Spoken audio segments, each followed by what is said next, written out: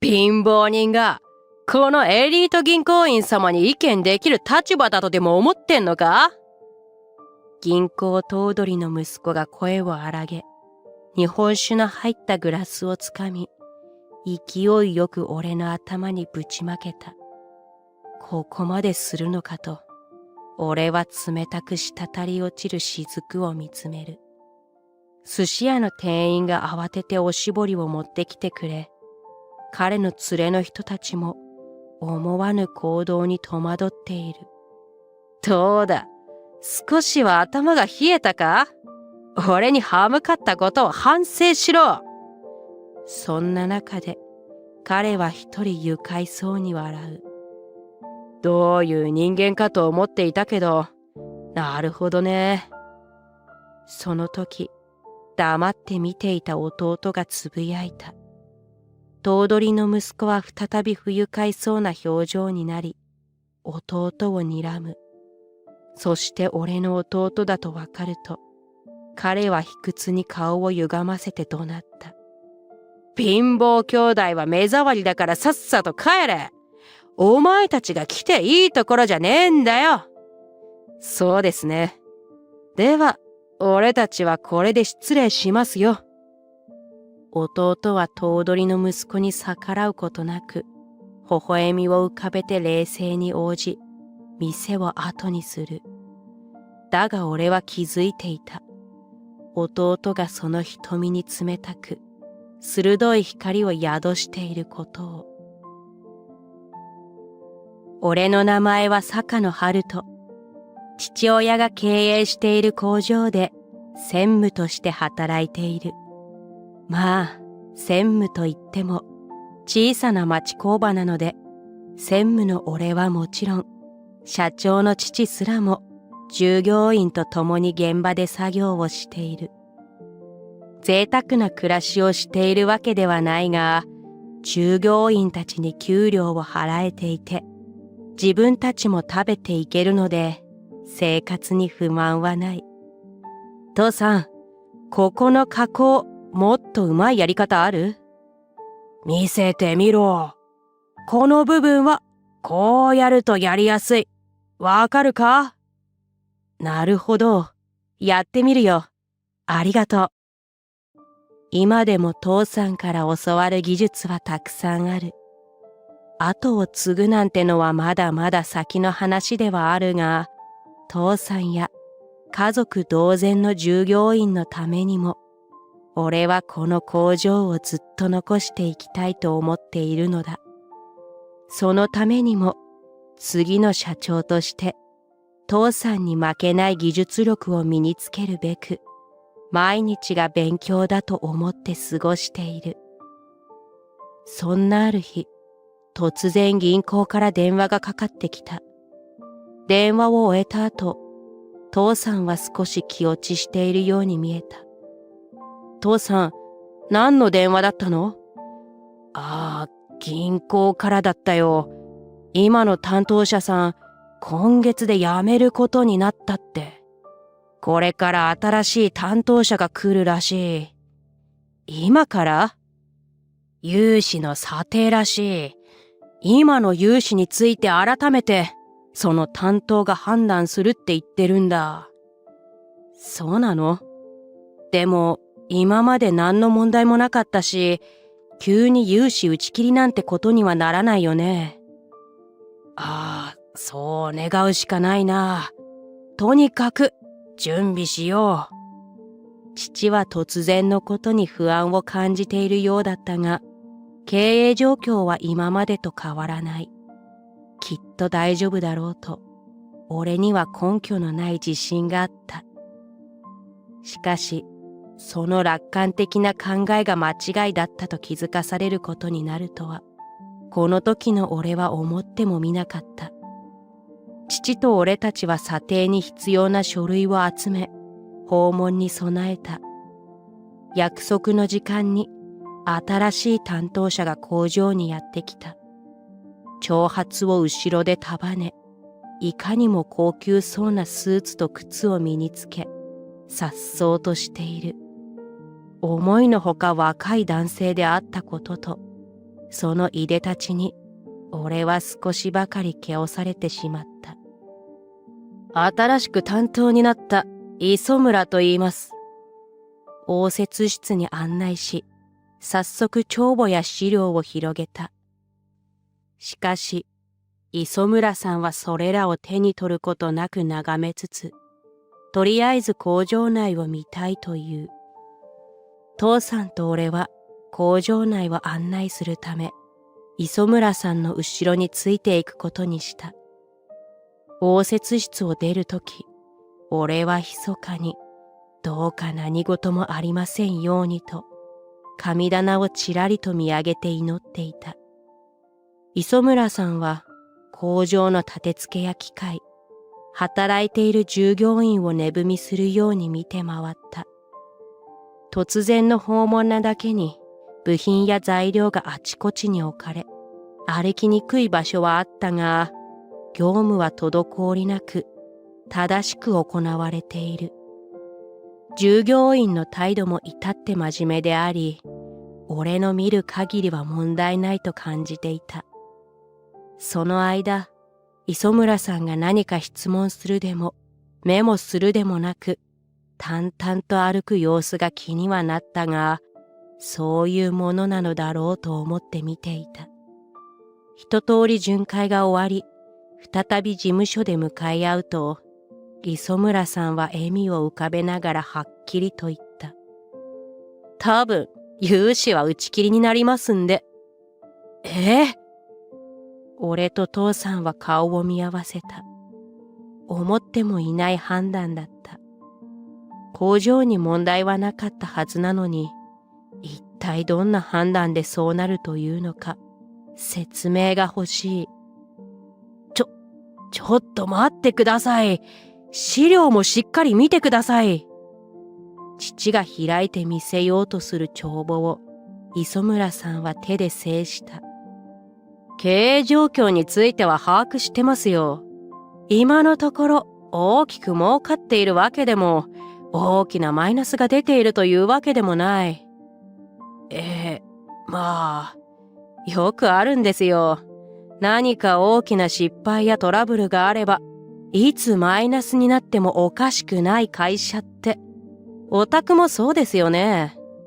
それはそうかもしれませんが、磯村さんの指摘に父が口ごもる。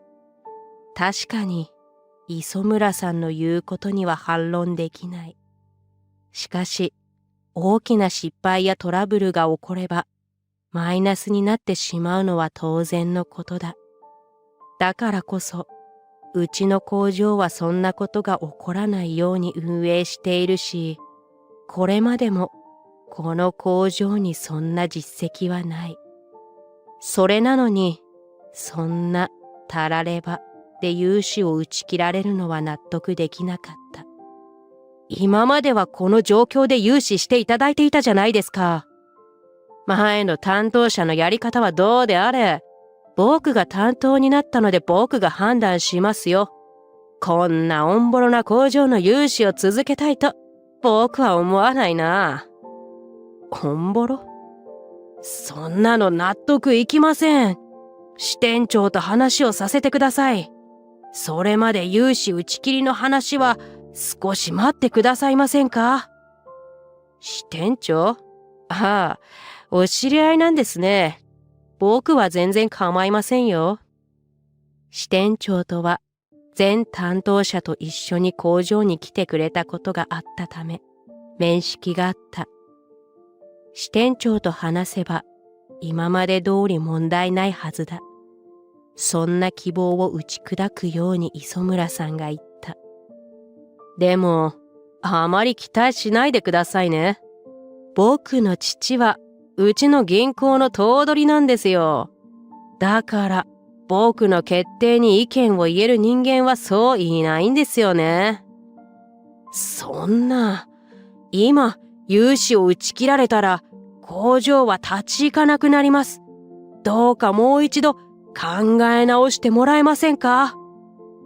何を考えてこんな工場への融資を OK したのかわかりませんが、僕の考えは変わりません。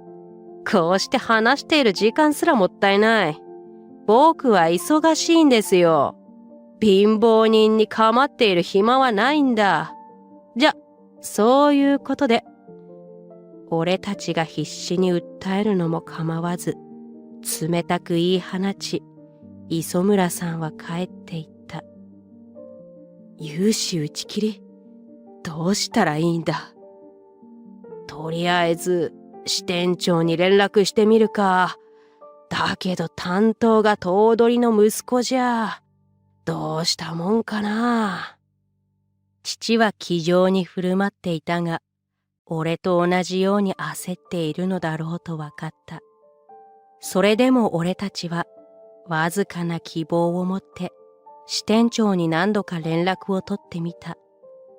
しかし、磯村さんが来てからというもの、支店長とも連絡が取れなくなってしまっていた。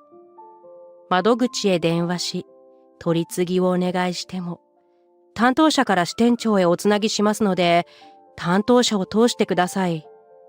この一点張りで、ついには支店長と話をすることは叶わなかった。磯村さんの言っていた、僕の決定に意見を言える人間はそうそういない、ということが現実に起こっているのだと悟った。それから数日が過ぎたある日、俺は弟の優斗と高級寿司店に来ていた。融資打ち切りについて愚痴を聞いてもらおうと電話をかけた俺の様子に優斗が誘ってくれたのだ。ちょっとなんだよその弱っちい声。兄さんらしくないな。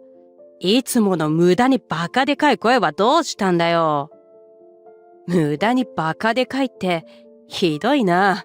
でも確かに毎回電話の声がでかいって言うと言ってたっけな。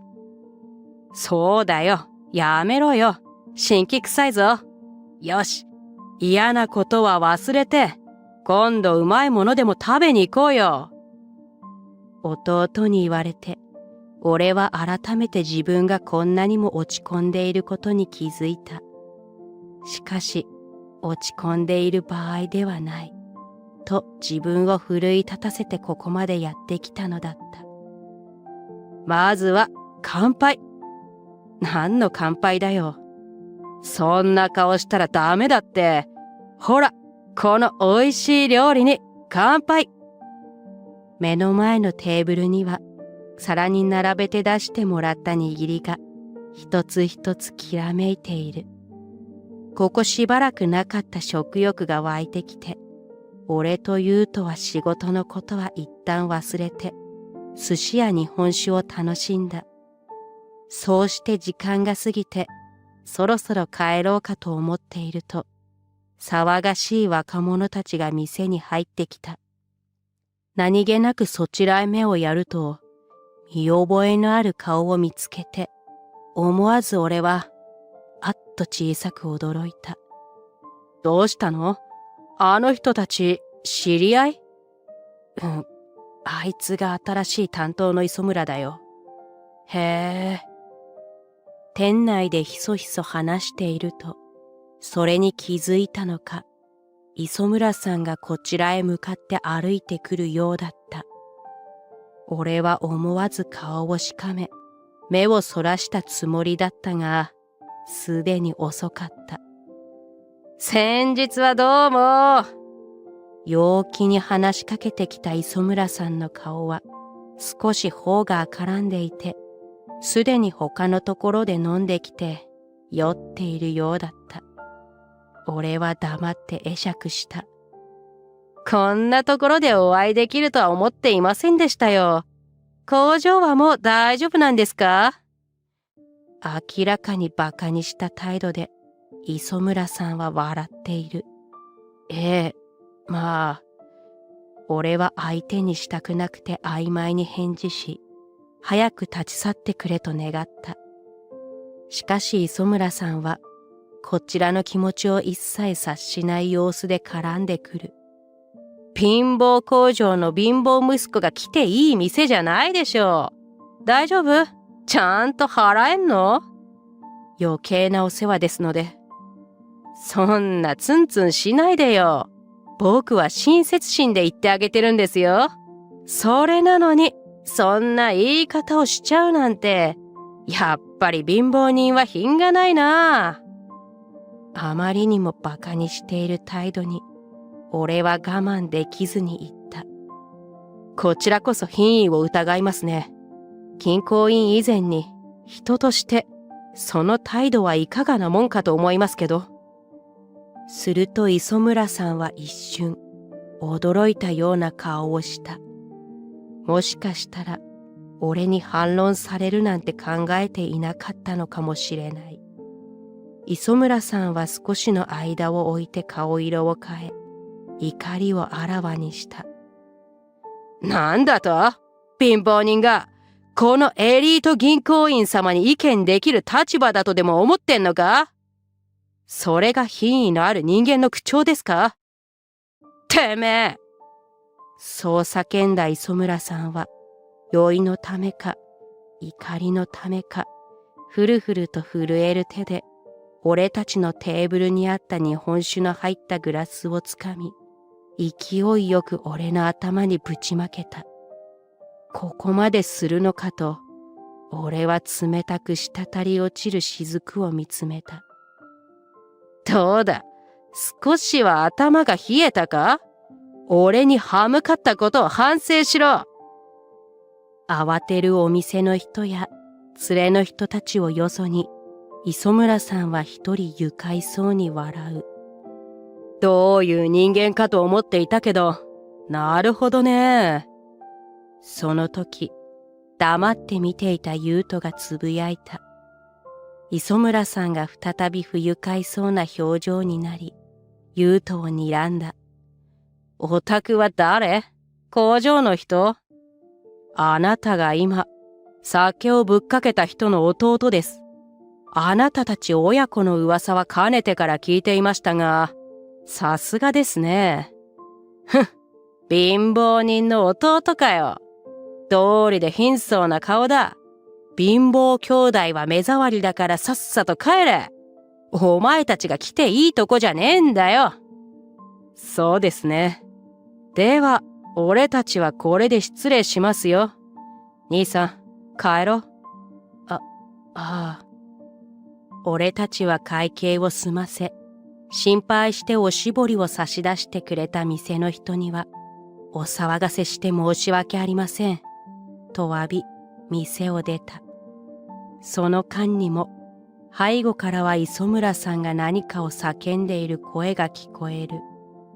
俺たちを罵倒し続けているようだった。本当にたちが悪いね、あの人。ここまでとはね。言うと、磯村さん親子のことを知ってたの？ああ、バカ息子の噂は有名だからね。だから工場の融資銀行があそこだって知って心配してたんだ。まさか新しい担当者がそのバカ息子とはね。それにしてもあの態度、本当に許せないな。優斗はため息をつき、スマホを取り出すと、怒りのこもった瞳を店の方へ向けながら、ある人物に電話をかけた。その翌日、磯村さんと父親の銀行頭取が工場へやってきた。俺は父さんに呼ばれ、工場の入り口へと急いだ。昨夜の磯村さんの態度を謝罪に来たという。だが、工場の入り口でふてくされてそっぽを向いている磯村さんを見て、全く謝る気がないことは一目でわかった。この度は、息子が大変失礼な態度をとってしまったようで、本当に申し訳ございませんでした。頭取は深々と頭を下げた。しかしそれに、俺の心は少しも動かされない。頭取からの謝罪は結構です。ご本人に謝罪のお気持ちはないようですし、お帰りください。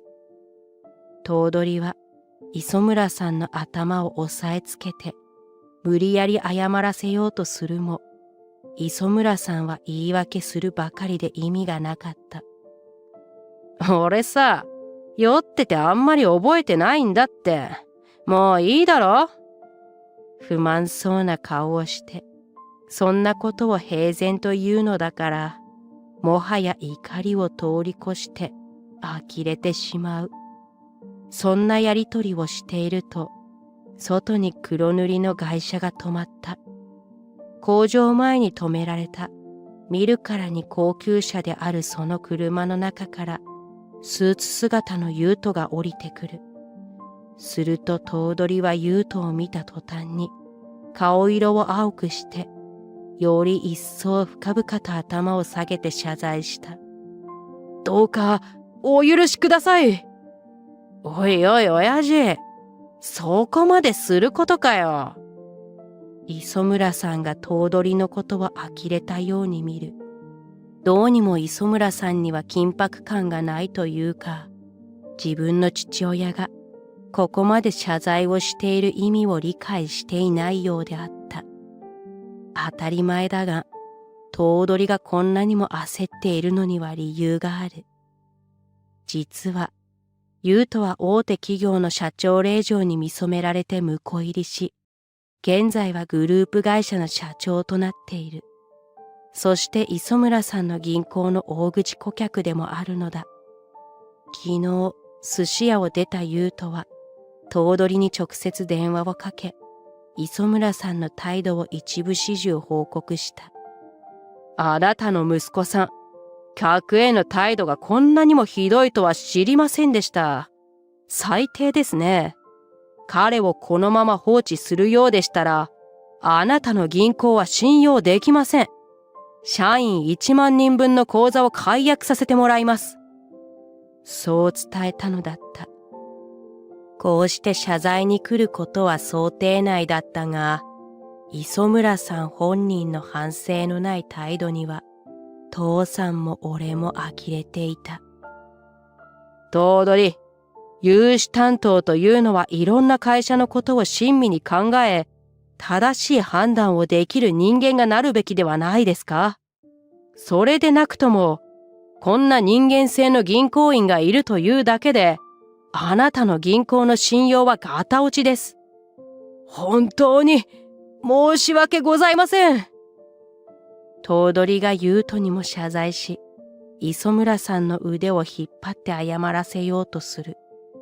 しかし信じられないことに、頭取から事情を聞かされた後も、磯村さんは面白くなさそうな顔をして、自分の暴言や態度を全く反省はしていなかった。はあ、わかりました。融資の打ち切りはなしにしますよ。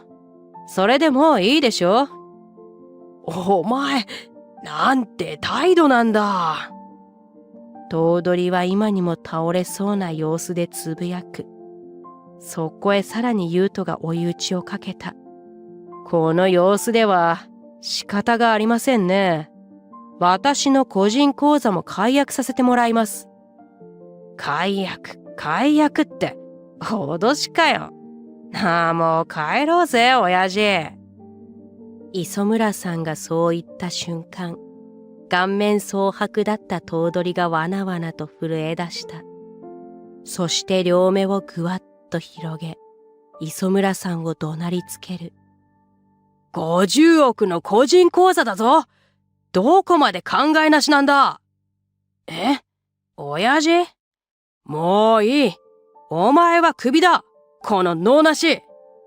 僕がクビ？何言ってんの？親父、冗談だろ？すがりつく息子を振り払って、今度は頭取が優斗に泣きついた。息子はこの通り、クビにしますので、どうか個人口座の解約だけは。信用を取り戻すというのは、そう簡単ではないこと、わかっていますよね。磯村さん、事態の深刻さわかってないようですね。あなたにはもう用はありません。お帰りください。そう伝え、磯村さん親子を追い返した。その日以降も、俺や父さんに対して頭取からの謝罪は続いた。こちらの工場の新しい担当者を連れてきました。ある日突然連れてきた担当者は、磯村さんとは打って変わって誠実そうだったが、優斗が家族であると分かった途端に態度を変えた銀行には、ますます不信感が募るばかりであった。頭取からは、工場の融資を続ける代わりに、優斗へ口座解約の撤回を頼んでほしいという魂胆が見え見えで、受け入れたくはなかったというのも本音である。それに工場の融資については、優斗の紹介で、信頼のおける銀行へ融資依頼をかけていた。そこでの融資も決まりそうであり、担当者の独断で、突然融資を止めるような銀行とはおさらばしたかった。俺は頭取に向かってきっぱり言った。別の銀行へ融資依頼をしている最中です。そこの担当者はとても信頼できる対応をしてくださっており、話もうまくまとまりそうです。あなた方とは今後関わるつもりはありませんので、お引き取りください。こうして、磯村さんの銀行とは関係を絶ったのだった。磯村さん親子のこの騒動は、金融業界でも噂になっているらしかった。以前融資してもらっていた銀行の担当者とは、信用がなくなるようなトラブルがあって、辟易していたんです。丁寧な対応な上に、融資を決めていただいて、本当に感謝しています。大変でしたでしょうね。お察しします。当方にご相談いただいてよかったです。これからどうぞよろしくお願いいたします。やはりご存知でしたか。あの親子のことは他の銀行でも有名だって弟から聞きました。あの銀行の評判は息子さんが働くようになってからというもの、ひどくなっていました。ここだけの話、今回のことで息子さんは感動されて銀行をクビになったらしいです。そうでしたか。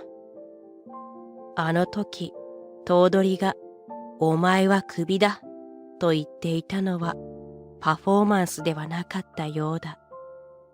俺たちの工場だけでなく、磯村さんが担当になってしまった会社からの悪評はどんどん広まっていき、取引銀行を変える会社も少なくはないらしい。